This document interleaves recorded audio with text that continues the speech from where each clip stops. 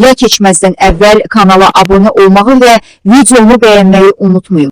Xəbər verdiyimiz kimi, bir müddət öncə aprel döyüşlərində qəhrəmanlıq göstərərək şəhid olmuş Azərbaycan Silahlı Qüvvələrinin polkovniki Vüqar Yusifovun həyat yoldaşı Lalə Əliyeva redaksiyamıza müraciət edərək narazılığını bildirib. O, şəhidin adının tarix dərsliklərindən çıxarıldığını iddia edib və məsələ ilə bağlı araşdırma aparılmasını tələb edib. Yeni Sabah az olaraq mövzu ilə bağlı Elm və Təhsil Nazirliyinə sorğu ünvanladı. Nazirlikdən daxil olan rəsmi cavabda qeyd olunub ki, polkovnik Vüqar Yusifovun adı dərsliklərdən çıxarılmayıb. Qurumun açıqlamasında deyilir.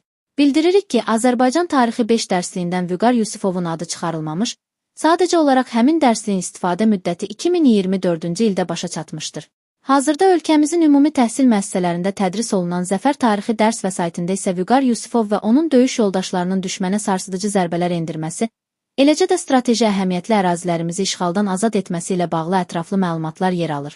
Beləliklə, Elm və Təhsil Nazirliyi şəhid polkovnikin adının dərsliklərdən çıxarılması ilə bağlı yayılan iddiaları təkzib edib və onun qəhrəmanlığına tədris materiallarında layiqincə yer verildiyini vurğulayıb.